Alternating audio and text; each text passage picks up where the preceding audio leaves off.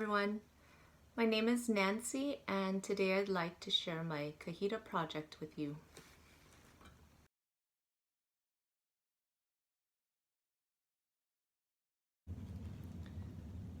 So I'd like to start off a little bit about myself first. I was born in Chicago, Illinois in the year of the monkey.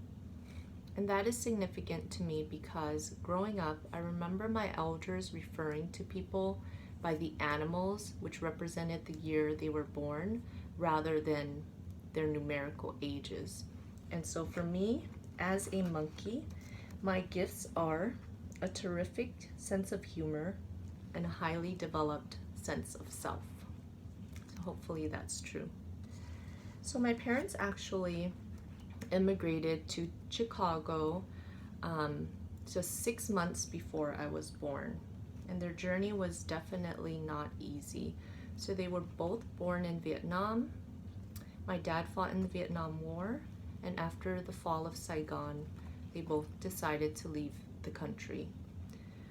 So they made their escape one night on a fishing boat with hundreds of other people. And their boat got stranded at sea for a couple months. During that time, it was raided by pirates, and a lot of people, of course, died from starvation and dehydration. And my mom actually lost my older sister at the time, who was just 8 months old. They were finally rescued and brought to an island in Indonesia where there was a refugee camp. So these are my parents here with my brother, and then my mom's two siblings who were just 19 and 17 at the time. And this picture is just my parents with my brother at the refugee camp. So after a few months at the refugee camp, my parents were sponsored by a church in Chicago, Illinois. So here we are as a family in Chicago. So these are my paternal grandparents who were able to also make the journey out of Vietnam.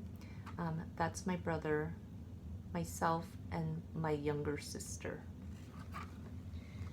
So we left Chicago in 1984 for Southern California. My grandparents didn't like the cold weather, and so in California my father went to school, and at the same time he was working at a gym as a custodian, and my mom was working in the sewing industry.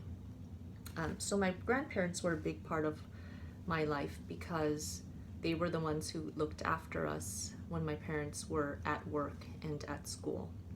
So eventually my dad got a job at an airplane company, and my mom was able to stop working.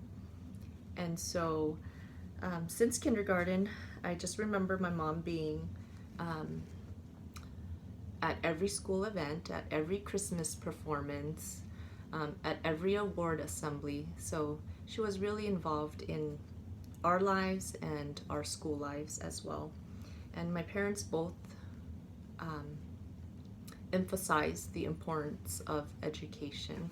So one of the things I have in my box is a library card. So this isn't my library card, it's my son's library card, but going to the library with my mom every week is something that I remember as part of our childhood. So eventually I was able to graduate as salutatorian of my high school class, and so this is my medal. My brother was also salutatorian of his high school class, and my sister was valedictorian of her class. I went on to do my undergraduate studies at UCLA, and during that time I had my first son right there who was with me at my graduation ceremony from UCLA.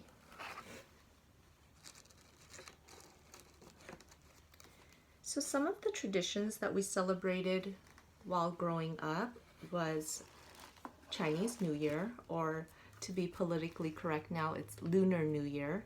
And so as kids, we would get these red envelopes with money in it, and that was to give us good luck for the year.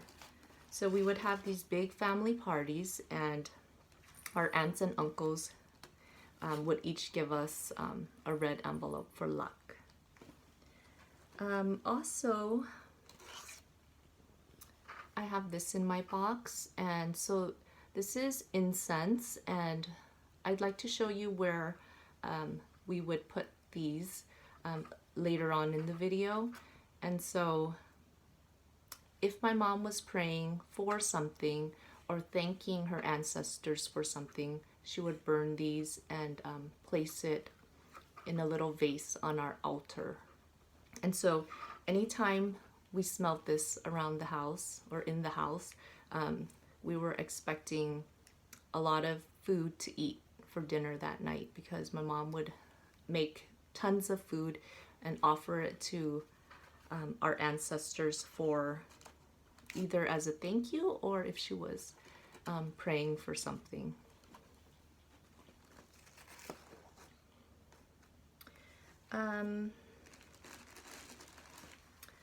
I'd also like to talk about this right here. I couldn't think of what to call this in English, but basically what it is just a spell, I suppose. And my mom gets a new one of these every year when she goes to the temple, and it's supposed to be blessed, and she wants us to carry this with us everywhere we go. So that's why it's folded up. So usually I have it folded up and in my wallet, and it's supposed to ward off bad spirits. So another thing in my box is my Montebello High School t-shirt. I've been teaching, this is going to be my 17th year at Montebello. I teach biology, and I am the senior teacher in our AVID program. So our AVID program helps students apply to college, and then usually my students are the first in their families not only to graduate high school but also to go to college. So it's such a rewarding experience to work with them.